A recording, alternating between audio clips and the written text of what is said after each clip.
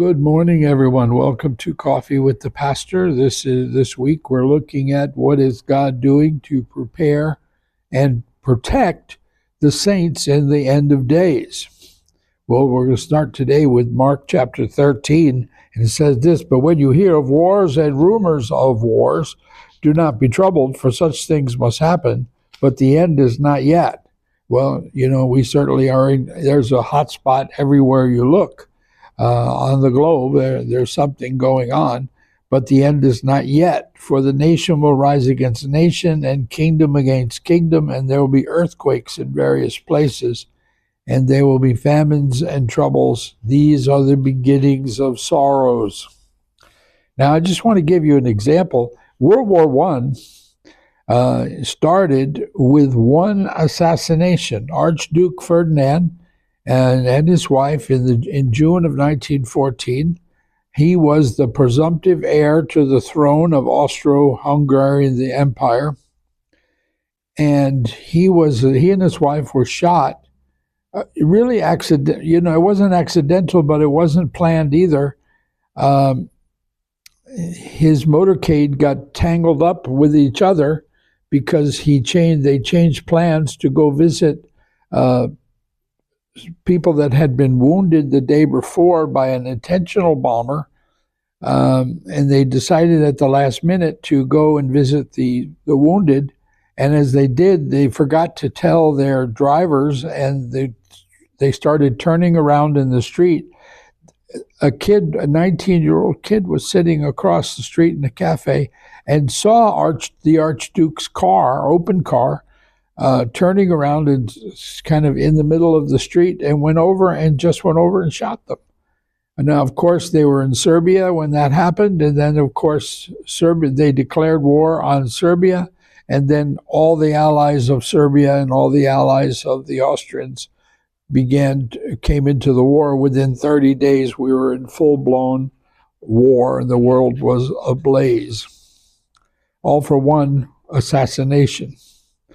Psalm 37 says, "I've been young and now I'm old, yet I have not seen the righteous forsaken, nor his descendants begging bread." This is David's observation. He says, when I was a young kid and now I'm old, I see the same thing. And it's about provision, for supernatural provision. In Genesis 26, we see that Isaac sowed in the land and reaped in the same year 100-fold, and the Lord blessed him.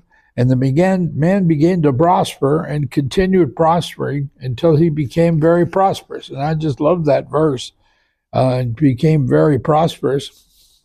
And then he, in those days, as it was in any arid country, when you have water, you have wealth. And Isaac decided to redig the wells of his father Abraham, because it is much easier to dig a well from an existing well than it is to dig a new well.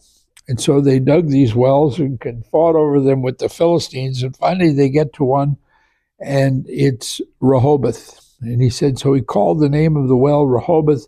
He said, "For now the Lord has made room for us, and it shall be fruit, and we shall be fruitful in the land." And I believe that that's what's awaiting the saints is supernatural provision. "For I know the plans I have for you, declares the Lord, plans to prosper you and not to harm you, plans to give you a hope and a future. Then you will call upon me and come and pray to me, and I will listen to you. You will seek me and find me when you seek me with all your heart. I will be found by you, declares the Lord, and bring you back from your captivity. I will gather you from all the nations and places where I've banished you, all the things that I put you through, all the places that you thought got you into, and I knew that you had to go through this to get to the other side." He said, "This is what I know about the plan for your life. It's not always moonlight and roses. Sometimes it's just the thorn bush." Haggai says this. He says, "You have sown much and bring in little. You eat, but you don't have enough. You drink, but you're not filled with drink. You clothe yourself, but no one is warm, and he who earns wages earns wages to put in a bag with holes. You looked for much, but indeed it came to little, and when you brought it home, I blew it away. Why? Because my house that is in ruins. And then we go right into Malachi chapter 3, and it talks about how they have robbed God with tithes and offerings. Will a man rob God? Now, this is an assault, really. It's not just a robbery. It's not something you reached in and took it. You assaulted God to get this.